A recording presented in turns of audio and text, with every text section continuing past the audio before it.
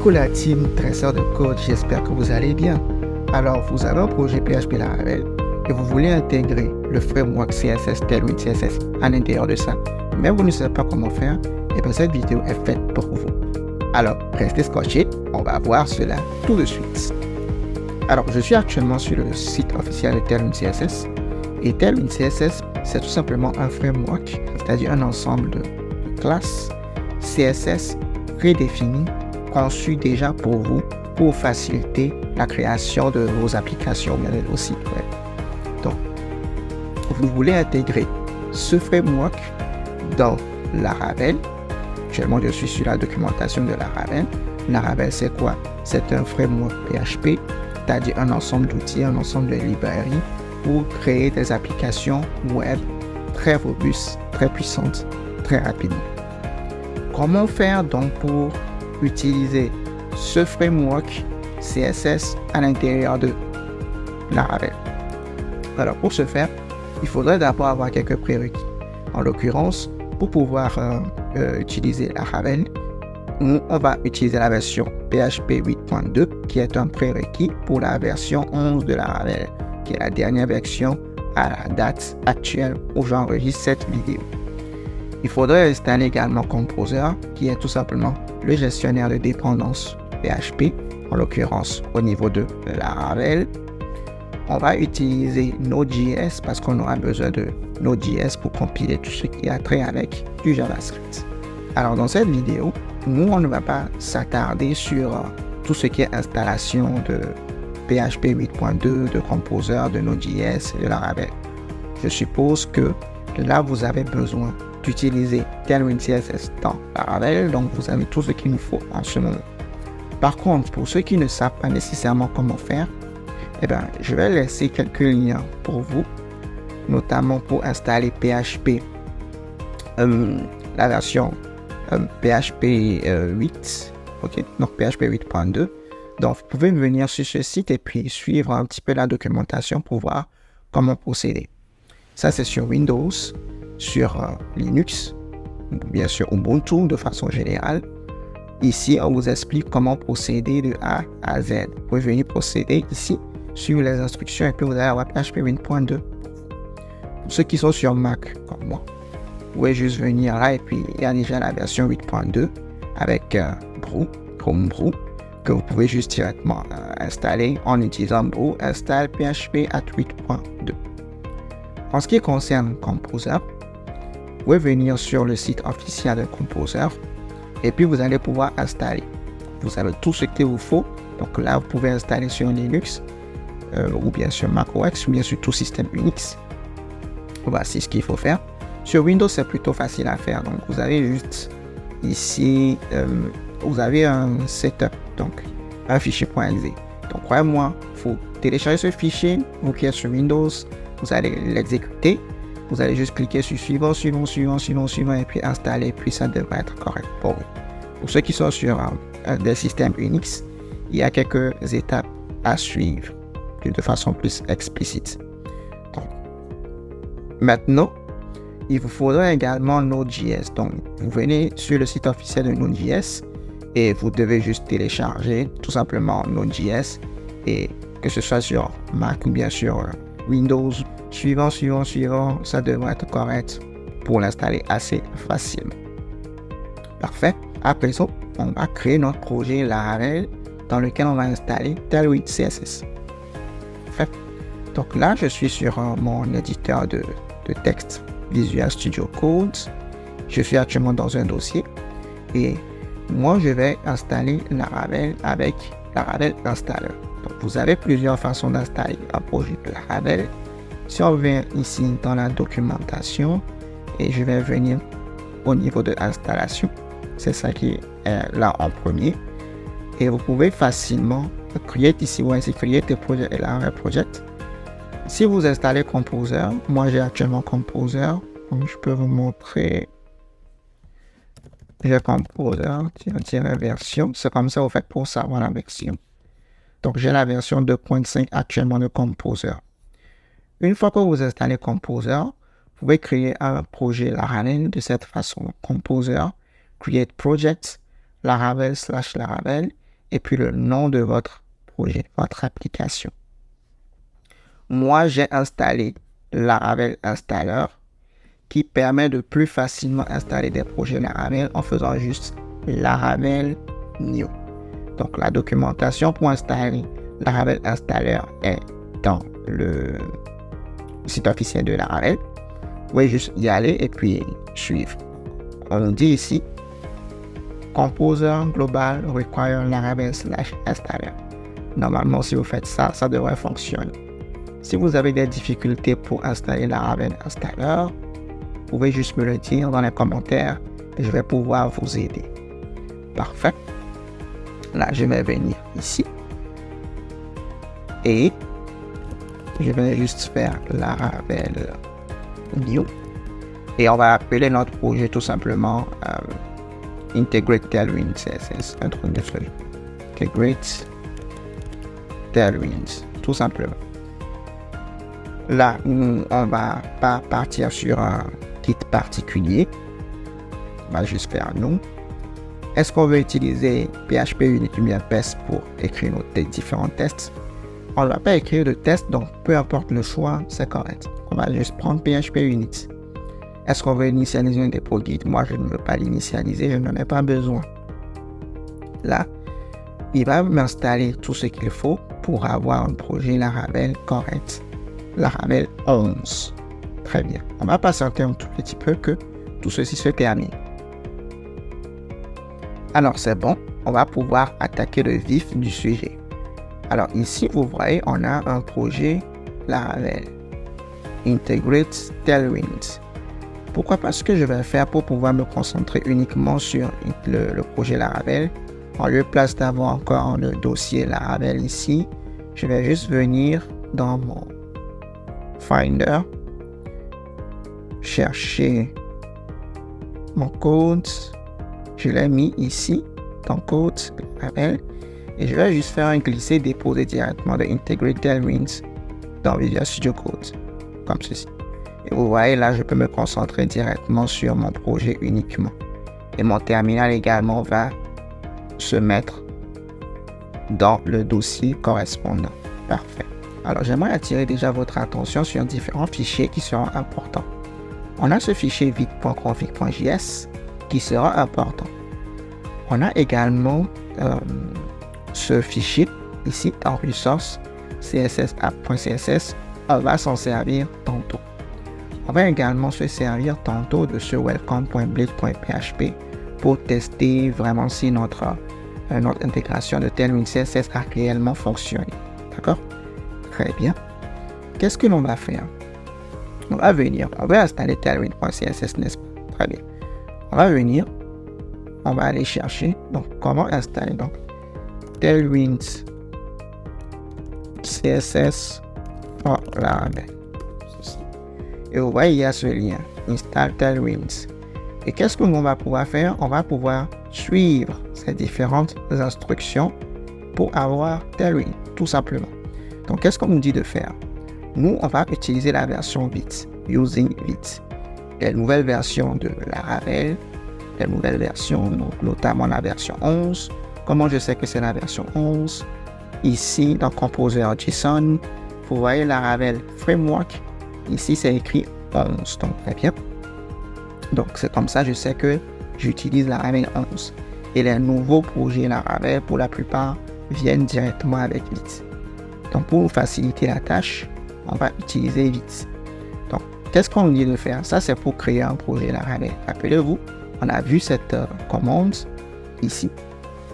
Si on veut créer un projet Laravel, on fait composer un create project Laravel /Laravel et puis le nom de notre projet. Comme ceci. Ou bien vous pouvez utiliser Laravel Installer comme moi. Vous faites Laravel New et puis le nom du projet. Ensuite, on nous dit de rentrer à l'intérieur de notre projet. Chose que nous, on a déjà fait. On est déjà à l'intérieur de Integrate Tailwind. Ensuite, on nous dit de faire quoi? On nous dit de faire npm install-t Tailwind CSS, post CSS et puis autoprefixeur. Donc, npm, c'est une ligne de commande qui va venir dès que vous installez Node.js. Alors, dès que vous installez Node.js, vous allez avoir à la fois NPM et NPX. Donc, je peux, pourquoi pas, pour le prouver.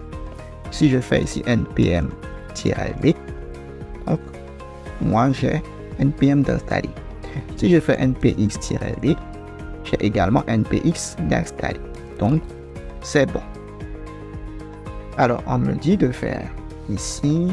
Donc, nous, ce que l'on va faire, c'est ceci. npm, voilà. Parfait. On va juste patienter un tout petit peu que tout s'installe correctement. C'est bon. Très bien. Ensuite, qu'est-ce que l'on va faire? On nous dit de faire npx tailwind css init-p. Cette commande, ce qu'elle va faire, c'est nous procurer le fichier de configuration de tailwind css qui est très important en fait. Donc, npx tailwind css init-p. Donc, on va initialiser enfin maintenant tailwind. Et comme vous pouvez le voir ici, on a ce fichier qui est créé tailwind.config.js. Si je rentre à l'intérieur, je peux voir tout ceci. Alors ça, ce que ça veut dire, ce type import, c'est en fait ça explique à mon éditeur de texte, notamment Visual Studio Code, que j'utilise un fichier de configuration pour Tailwind. Donc ce n'est pas un fichier JavaScript ordinaire, mais c'est un fichier de configuration pour Tailwind. Autrement dit, j'aurai de l'autocomplétion, par exemple, lorsque je commence par écrire P. Alors, vous voyez ici, j'ai préfixe, preset, plugins, que je peux automatiquement utiliser, par exemple, si j'ai besoin de faire de quoi. Donc, j'aurai de l'autocomplétion proposée par Visual Studio Code automatiquement grâce à ceci. D'accord? De plus, vous pouvez installer également cette extension, donc Tailwind CSS IntelliSense Tooling for VS Code. Donc, vous pouvez également installer ceci. Cela va en plus aider votre éditeur de texte à mieux comprendre les différentes classes CSS de Tailwind CSS. Très bien. Qu'est-ce que l'on va faire maintenant? Je vais venir ici et je vais continuer. On nous dit ici, au niveau de Contents, on doit rajouter tous ces éléments. Alors, je vais faire ceci. Théoriquement, nous, on va juste dealer avec des fichiers Blade dans ce tutoriel. Donc, je peux juste m'arrêter à ça. Mais, si vous savez que dans votre projet, vous allez utiliser des fichiers JavaScript dans lesquels vous allez avoir des classes de Tailwind, ou bien vous allez utiliser des fichiers Vue.js dans lesquels vous allez mettre en place des classes de Tailwind, s'il vous plaît, mettez ces deux lignes de code également. Moi, je vais tout mettre pour m'assurer de tout. Très bien. Donc, ça, c'est pour expliquer à Tailwind les différents fichiers dans lesquels il doit agir. Il doit pouvoir être compilé. Très bien. Ensuite, qu'est-ce qu'on nous dit de faire? On nous dit de venir ajouter ces différents éléments. Donc, Tailwind Base, Tailwind Component et puis Tailwind Utilities. Vous voyez ici, ces trois éléments, on va les prendre, on va copier, on va venir là. On nous dit de venir dans Resource, CSS et puis app.css. Tout à l'heure, je t'ai dit que ce fichier sera très bien. Alors, si vous faites un copier-coller de cette instruction et que vous voyez qu'il y a ce @tailwind qui est comme surligné par votre éditeur de texte Visual Studio Code, ce que vous pouvez faire, c'est venir au niveau des settings, ici, et vous allez venir dans votre texte editor, vous allez chercher vos fichiers, et vous allez rajouter cette instruction ici. Donc, si j'en retire ceci, regardez bien, je retire, vous voyez qu'il y a un problème. Vous voyez, j'ai ce problème-là dont je voulais vous parler. Donc, qu'est-ce que je fais? Je viens dans Settings, ici, je clique, j'arrive là, je viens dans Text Editor, dans Files, et je vais venir ajouter un item. Donc, ici, c'est pour ce File Association. Donc, en gros, ce que ça fait, c'est que ça dit que si pour tous mes fichiers CSS, eh bien, il faut que mes fichiers CSS, que Visual Studio Code puisse comprendre également tout ce qui a trait avec Tailwind CSS également. Tout ce qui a trait avec Tailwind CSS, s'il te plaît, dans mes fichiers .css, tous mes fichiers .css, il faut qu'ils puissent comprendre, en fait. Parce que tout ça, ce n'est pas du CSS classique. Vous n'allez pas avoir du Tailwind du CSS classique. Vous allez avoir comme peut-être des classes, je sais pas quoi, Toto, et puis vous allez mettre vos background colors, ainsi de suite. Red, par exemple. Mais vous n'allez pas avoir directement ce genre de choses.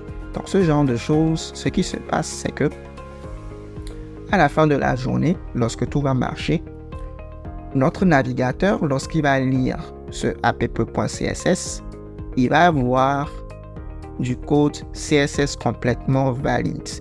Parce qu'il y aura vite ce vite.config.js qui va se charger de compiler correctement notre fichier CSS avec tout ce qui a trait avec les directives de Tailwind pour avoir finalement rien que du code pur CSS et rien d'autre. Donc, on va en revenir tout de suite et vous allez voir cela en pratique réellement. Alors, on va continuer notre installation de Tailwind. Je viens ici. Qu'est-ce qu'on nous dit de faire? On nous dit de faire npm run dev. Donc, je vais juste venir ici. Alors, on a un projet Laravel. Tout d'abord, je vais faire PHP artisan serve pour lancer mon serveur pour Laravel en soi. Et ensuite, je vais faire le npm run dev qu'on nous a dit de faire. Donc ça, le npm run dev a lancé mon serveur pour vite. Mon serveur pour vite, ici, est lancé grâce à npm run dev et j'ai mon serveur Laravel qui a lancé. Donc si je fais ceci, par exemple, là, j'ai mon Laravel et ça, c'est ma page d'accueil. Donc mon welcome.blade.php. Ce fichier-là qui est ici. Alors, non. Source views welcome.blade.php. Donc c'est ce fichier-ci ici. Vous allez voir si par exemple je retire tout ça. Je vais tout retirer, tout ce qui est dans le body. Si je retire tout et je mets juste Toto, vous allez voir que si je fais un refresh, je fais juste Toto. Très bien. De la même manière, je peux voir mon serveur vite, où est-ce qu'il se trouve. Le voici ici, il est en train de tourner. Fait. Ensuite, qu'est-ce qu'on nous dit de faire? Au niveau de Blade, on nous dit de rajouter ceci. Donc, @vite. Donc, @vite, c'est une directive Blade que je vais pouvoir copier comme ceci et puis venir dans mon welcome.blade. Je vais enlever tout ce qui est style, comme ça. Je vais ajouter ça comme ceci. Très bien. Donc, au lieu de title, je vais mettre Laravel plus Tailwind CSS. Comme ceci, pourquoi pas. Et puis, là, vous allez voir, pour l'instant, on ne saura pas qu'il y a eu un véritable changement. Ok? Ah, si, en fait, il y a un tout petit changement. Donc, la police de caractère, un tout petit peu changé. Ce qu'on va faire pour réellement tester si tout fonctionne correctement, c'est je vais venir au niveau de Tailwind CSS. Et au niveau de Tailwind CSS, je peux venir au niveau de Components. Et je peux venir chercher, par exemple, voyons voir, Browse Components.